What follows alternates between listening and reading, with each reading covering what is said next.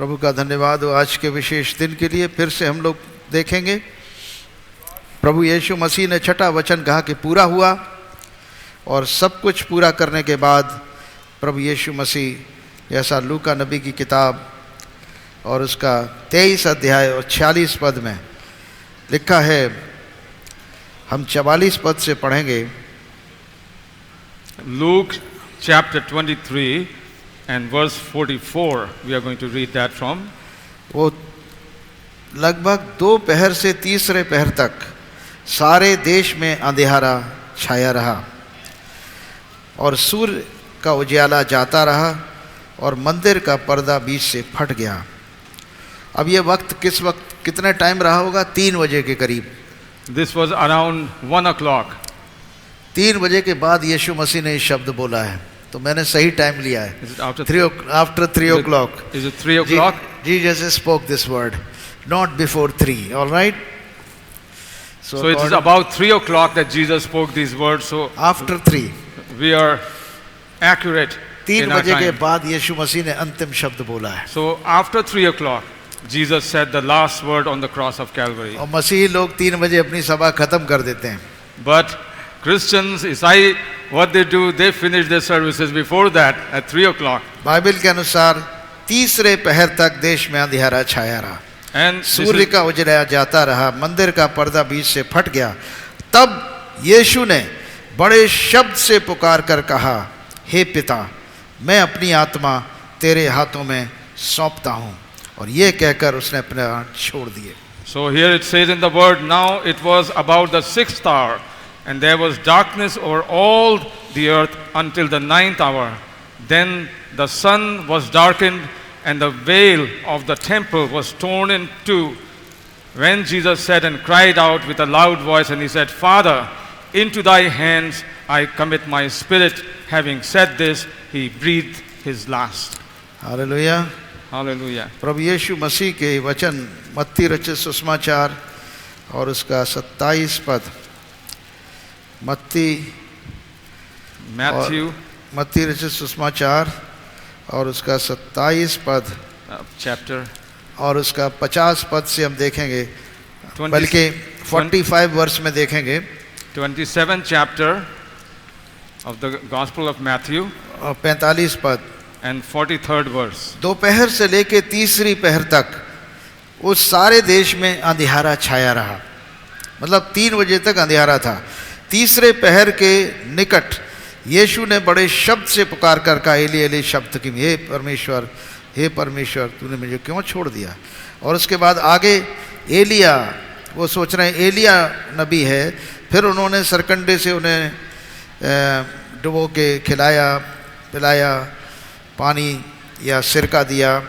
और 50वें पद में लिखा है, तब यीशु ने बड़े शब्द से चिल्लाकर प्राण छोड़ दिए, यानी हे पिता, मैं अपना प्राण, अपनी आत्मा तुझे सौंपता हूँ। उसके बाद मंदिर का पर्दा फटा है, नीचे तक 2 टुकड़े हो गया। और असली बात यह है कि 51 पद में धरती डोल गई, चट्टानें तड़क गईं। इसको देखने की बात है। Are we reading from Matthew, right? Matthew chapter 27 verse 51. मत्ती रचित सुसमाचार उसका 27वां पद और 51 पद, 27 अध्याय 21वां पद, right? 27 अध्याय 27th chapter verse 51. Verse 51, 27th chapter and verse 51. This is what it says here. Then behold, the veil of the temple was torn into two from the top to bottom, and the earthquake happened, and the rocks were split. और कब्रें खुल गईं और सोए हुए पवित्र लोगों के शव जी उठे, और उसके जी उठने के बाद कब्रों में से निकलकर पवित्र नगर में गए और बहुतों को दिखाई दिए। And the graves were opened, and many bodies of the saints who were fallen asleep were risen. And coming out of the graves after his resurrection, they went into the holy city and appeared to many. यानी यीशु मसीह ने जब आवाज लगाई है, उसी वक्त चट्टानें तड़क गईं, यानी एकदम अर्थक्वेक आ गया और कब्रें खुल गईं। जो हजारों साल पुराने नबी परमेश्वर के दास, ईमानदार लोग जो कब्रों में दफन थे, वो जिंदा हो गए। और यीशु मसीह के जी उठने के बाद कब्रों में से निकलकर पूरे तरीके से यरूशलेम के अंदर घूमते हुए नजर आए और लोगों ने देखा। So what it means is when Jesus cried aloud on the cross and he gave up his spirit, immediately at that very moment the earth was split open, there was earthquake and graves were open, and many dead who had been dead for many years, saints, they rose up again, and after his resurrection they went and appeared to people and people recognized them. सूबेदार और उसके साथ यीशु का जो पहरा दे रहे थे, भूकंप और जो कुछ हुआ था देखकर अत्यंत डर गए और कहा, सचमुच ये परमेश्वर का पुत्र था। So we read in verse 54, so then the centurion and those who were with him were guarding Jesus, saw the earthquake and the things that had happened, and they feared and greatly saying, truly this is the Son of God. और वहाँ बहुत सी स्त्रियाँ थीं जो देख रही थीं, उसमें गलील की स्त्रियाँ थीं, मरियम मगदलीनी, याकूब और यासूस की बहन माता मरियम, जब्दी के पुत्र की माताएं, ये सब इन्होंने ये नज़ारा अपनी आँखों से देखा था। इसके बारे में लिखा गया है। And we see that there were eyewitnesses among these. Verse 55, and many women who followed Jesus from Galilee ministered to him were there looking on from afar. Among them were Mary Magdalene, Mary the mother of James and Jesus, Joseph and mother of Zebedee's sons. तो यीशु मसीह के मरने पर, यीशु मसीह के प्राण त्यागने पर जीवन की आत्मा ने, जीवन की आत्मा मनुष्यों को पुनरुत्थान दे दी। So at the time of Jesus when he was dying on the cross of Calvary, the spirit of life, the spirit that quickens dead from the death, was given life to people. तो पहले पुनरुत्थान में तमाम संत जो पुराने ज़माने के थे, पुराने नियम के नबी थे, वो सब जिंदा हो गए और बहुतेरे शहर में दिखाई दिए। So the first resurrection, all these saints which had been dead for many years, they came out and they were seen by people in the city. और लोगों ने इस बात को देखा। And people saw this. अब यहाँ पर यीशु मसीह की इस मृत्यु का और यीशु मसीह के गाड़े जाने का भी जिक्र है कि किस प्रकार उन्हें कब्र में गाड़ा गया। And we also see the details of Jesus, how he was buried and where he was buried. 50वें पद में लूका नबी की किताब उसका 23 अध्याय और उसके 50 पद से यूसुफ नाम का एक महासभा का एक सदस्य था जो सज्जन और धर्मी पुरुष था और यीशु मसीह के पास अक्सर आया जाया करता था। और उनकी योजना में उनके साथ प्रसन्न नहीं था।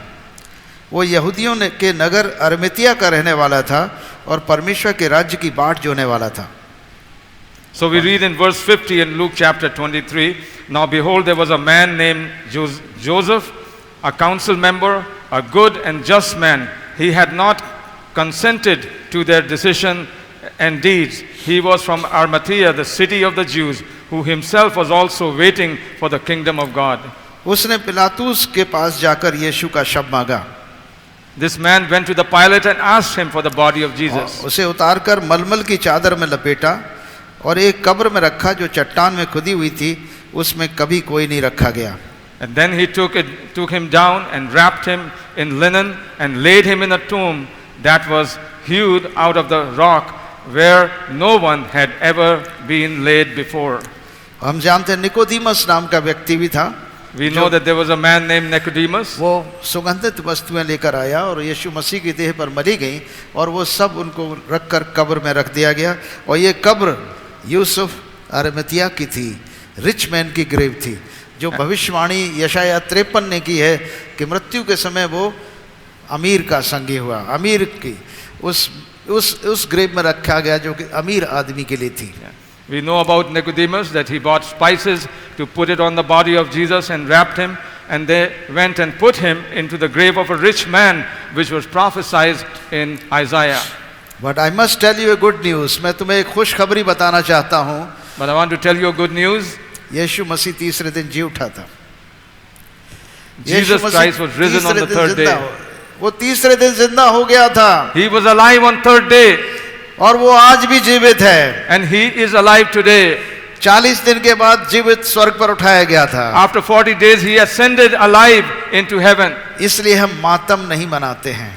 Therefore we do not celebrate sorrowness. केवल यीशु मसीह के दुख को याद करते हैं। We just remember the persecution and sorrow that Jesus went through. उन भविष्यवाणियों को याद करते हैं जो प्रभु के बारे में की गई। And all those prophecies that were made for Jesus, we remember them. और दुख दर्द के बारे में याद करते हैं कि शांति के राजकुमार ने क्रूस पर टंगते हुए भी शांति के शब्द बोले हैं। And we remember that word that even though he as a prince of peace, when he was on the cross of Calvary, from there he said the words of peace. क्योंकि इतनी बड़ी शांति का शब्द कौन बोल सकेगा, हे पिता इन्हें क्षमा कर, ये नहीं जानते क्या कर रहे हैं। Who can ever say this great word of peace, Father forgive them for they do not know what they do on और the उस cross. पछताने वाले एक डाकू को, जिसने यीशु को अपना प्रभु ग्रहण किया और मान लिया कि वो परमेश्वर के राज्य का राजकुमार है, और कहा जब तू अपने राज्य में आए तो मुझे याद रखना। And then you know that the thief on the cross, when he repented and turned towards Jesus and told him, please remember when you come in your kingdom, Jesus forgave him. यीशु मसीह ने तुरंत उसका जवाब दिया कि आज ही तू मेरे साथ स्वर्गलोक में हो। Jesus said immediately that today thou shalt be with me in paradise. यीशु मसीह को फिक्र थी अपनी माँ की। यीशु मसीह को फिक्र थी अपनी माँ की कि उसकी देखभाल कौन करेगा। Jesus also cared about his mother, who will look after her. तो उन्होंने जिस चेले को बहुत प्रेम करते थे, यूहन्ना नाम का चेला था, उसको पास बुलाया। Then immediately he called the disciple whose name was John. और उसे अपनी माता की जिम्मेदारी दी कि देख आज से ये मेरी माँ नहीं तेरी माँ है। And then he gave the responsibility of looking after, saying that this is your mother also. और हम जानते हैं उसी दिन से यूहन्ना उसे अपने घर ले गया। And we know the Bible says that from that moment he took Mary to his house. यीशु ने भविष्यवाणी के वचन को पूरा किया कि हे पिता तूने मुझे क्यों त्याग दिया। Jesus fulfilled the prophecies. उन सारी भविष्यवाणियों को पूरा किया, मैं प्यासा हूँ। All those prophecies, just like we read, I am thirsting. और पूरा हुआ। And it is finished, it is done, fulfilled. और जब सब कुछ पूरा हो गया, And when everything was done and said, तो बाइबल के अनुसार यूहन्ना के 10 अध्याय उसके 18 पद में लिखा है, यीशु ने कहा मैं अपना प्राण अपनी इच्छा से देता हूँ, मुझे इसके देने का अधिकार है, मुझे इसको वापस लेने का अधिकार है, कोई मुझसे मेरा प्राण नहीं छीन सकता। इतना बड़ा डिक्लेरेशन किए हुए थे, लेकिन अपनी इच्छा से क्रूस पर टंगे हुए स्वयं पिता के हाथों में अपने प्राण को सौंप दिया। And just like it is written in John 10:18, Jesus said at that time that no one takes away my life from me, I give it for my own will, because I have the power to give it and take it back, and that was fulfilled. साफ कह रहे हैं कि पिता इसलिए मुझसे प्रेम रखता है कि मैं अपना प्राण देता हूं कि उसे फिर ले लूं, कोई उसे मुझसे छीनता नहीं, वरन मैं उसे आप ही देता हूं, मुझे उसके देने का भी अधिकार है और मुझे उसे लेने का भी अधिकार है, यह आज्ञा मुझे पिता से मिली है। यानी यीशु मसीह पूर्ण परमेश्वर है और पूर्ण मनुष्य है। मनुष्य का दर्द और पीड़ा यीशु मसीह बहुत जबरदस्त तरीके से उठाया है। Now Jesus Christ, this is what he said, therefore my Father loves me, because I lay down my life that I may take it again. No one takes it from me. यीशु ने कहा गेहूं का बीज जब तक जमीन में गड़कर सड़ नहीं जाता, मर नहीं जाता, वो फलवंत नहीं होता। गेहूं का पेड़ उगता है, उस पर फिर हजारों दाने निकलते हैं। And Jesus did exactly the same thing as it is written in his word. He said, the grain of wheat, until it goes and dies, it remains alone, but when it dies, it brings forth many fruit. इसीलिए यीशु मसीह गड्ढे में गया, कब्र में गाड़ा गया। That's why Jesus went to the grave. और कब्र से जीवित बाहर निकला। And then he was alive and came out alive from grave. और हम जानते हैं कि प्रभु यीशु मसीह दुख उठा रहे थे, लेकिन अपनी शांति को नहीं खो रहे थे। And we know that even though he was going through this enormous amount of suffering, he never lost his peace. क्योंकि वो एक माँ के समान बिहेव कर रहे थे, एक माता के समान, जो गर्भवती माता हो और अपनी संतान को जन्म देने जाती है और वो पीड़ा में तड़पती तो जरूर है, शांति नहीं खोती है। कभी देखा है? Have you seen a mother who is going to give a birth to a child, even though she is going through this enormous amount of suffering, but she never loses his peace, her peace? माँ अपने बच्चे की आस में कि उसके गर्भ से एक बालक पैदा होने वाला है, उस पीड़ा को बर्दाश्त करती रहती है, शांति नहीं खोती, और उसके मुंह को देखने के बाद अपनी पीड़ा को भूल जाती है. And a mother who is looking forward to that child that she is going to give birth, she is able to overcome that enormous amount of suffering because of the hope of this child that going to be born. So यीशु मसीह को एक आशा थी. That's how Jesus also has this great hope. यीशु मसीह को दुख उतारते हुए भी आशा थी कि मेरे द्वारा नए जन्म पाए हुए लोगों की एक बड़ी सेना खड़ी हो जाएगी. अनगिनत लोग मेरे द्वारा उद्धार पा जाएंगे. ये नए बच्चे पैदा होंगे, ये नए जन्म पाएंगे, ये नए सिरे से जन्म पाए हुए बेटे और बेटियां होंगे. इनकी खुशी, इनकी आशा यीशु को पीड़ा सहने में मदद की. Exactly in the same way, Jesus knew that through his suffering on the cross of Calvary, just like a mother going through this birthing pain, I am going to bring many people to the fold of eternal life. तो माता जब जन्म देती है तो खुश होती है. माता एक जन्म, बच्चे की जन्म की आशा में दर्द और पीड़ा सहती है. यीशु मसीह भी एक कलीसिया के जन्म के लिए पीड़ा सहता है क्रूस के ऊपर. And in the same way, Jesus also went through this enormous amount of suffering, so a church, a ecclesia can be born. पहले आदम की पसली से हव्वा का जन्म हुआ था, जो कलीसिया के रूप में हम देख रहे हैं. And we know, just like a church, from the body of first Adam, the wife Eve was created. और उसी प्रकार से यीशु मसीह के पसली में भाला भोंके जाने के द्वारा कलीसिया का जन्म होता है. Exactly in the same way, when the spear was pierced in his side, a church, a ecclesia was born. आप एक नई सृष्टि हो, आप एक नए मनुष्य हो, नई जिंदगी बिताओ, पुरानी बातें भूल जाओ, सब कुछ नया हो गया है. नई चाल चलो, मसीह की चाल चलो, मसीह का मन रखो, मसीह की प्रवृत्ति में रहो, पवित्र रहो. जैसा हमारा बुलाने वाला पवित्र है, वैसे ही हम भी अपने सारे चाल चलन में पवित्र बने. तभी तो तुम परमेश्वर की पवित्र प्रजा कहलाओगे. Amen, amen. Just like this newborn person, you are a new creation. All the old things have gone away. Now you must live a life which is holy and clean and acceptable to God. आइए हम प्रार्थना करेंगे, अपने स्थानों पर खड़े हो जाएंगे. Shall we all stand? प्रभु का धन्यवाद करेंगे कि आपने बहुत लंबे समय तक आज प्रभु के वचन को सुना है. परमेश्वर आपको, आपकी परिवारों को बड़ी बरकत और आशीष दे. आपके घरों में शांति रहे, आपके घरों में तंदुरुस्ती रहे, हर बीमारी से, रोग से बचे रहें, महारोग से बचे रहें, कोविड-19 वायरस से भी बचे रहे. प्रभु आपकी रक्षा करे, तंदुरुस्ती बख्शे, हर बीमारी रोग से आपको चंगा करे. प्रार्थना करेंगे. हे परमपिता के लिए एक और बहुत ही खूबसूरत गीत गाएंगे.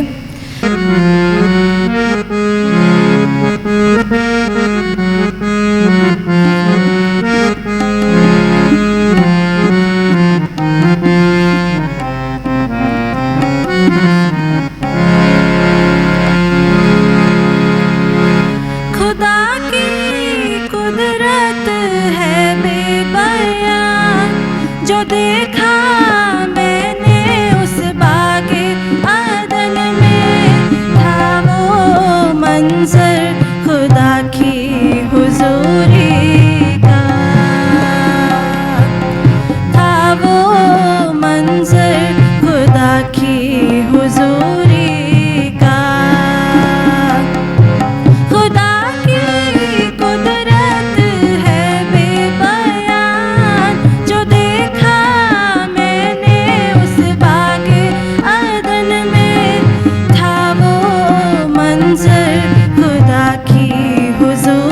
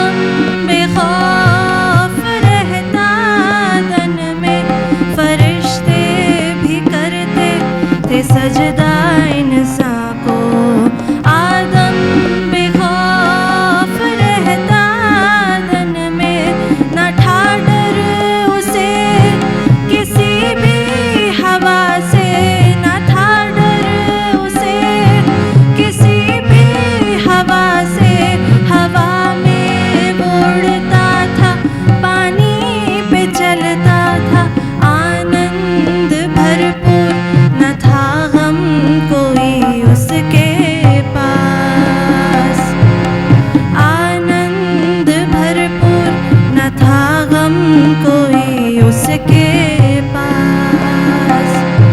खुदा की कुदरत है बेबयां,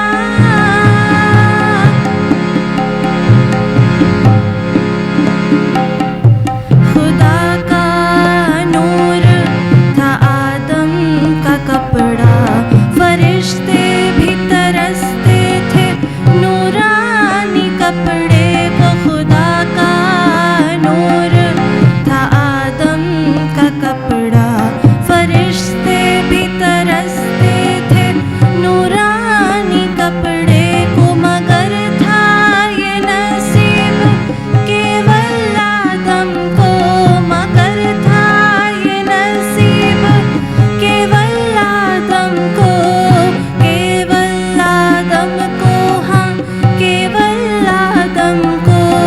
था वो मंजर खुदा की हुजूरी का, था वो मंजर खुदा की हुजूरी का। खुदा की कुदरत है बेबयां,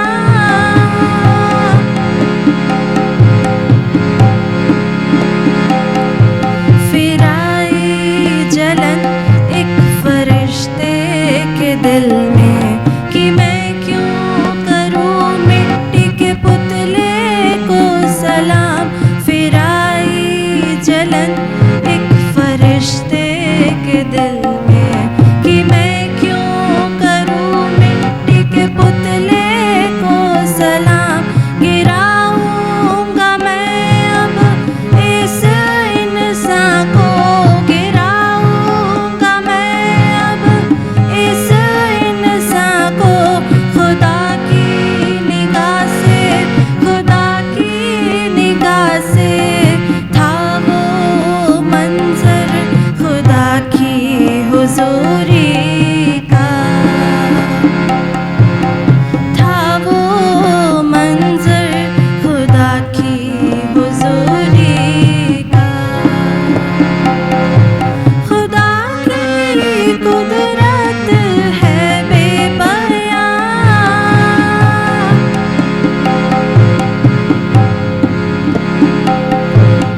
जाएगा नूर फिर इंसान के पास से, करूँगा ना फिर कभी इस मिट्टी को सलाम। जाएगा नूर फिर इंसान के पास से, करूँगा ना फिर कभी इस मिट्टी को सलाम। पर करेगी ये मिट्टी मुझको सलाम, करेगी ये मिट्टी मुझको सलाम, मुझको सलाम, हाँ मुझको सलाम। हुआ कुछ ऐसा इस बागे अदन में, हुआ कुछ ऐसा इस बागे अदन में। खुदा की कुदरत है बेबयां, जो देखा मैंने उस बागे अदन में, था वो मंजर खुदा की हुजूरी का, था वो मंजर खुदा की हुजूरी का, था वो मंजर खुदा की हुजूरी का। जय यीशु। तू जब भी होता परेशान, ये जान कि तेरे वास्ते मसीह हुआ कुर्बान। ये जान कि तेरे वास्ते मसीह हुआ कुर्बान। गुनाह के बोझ से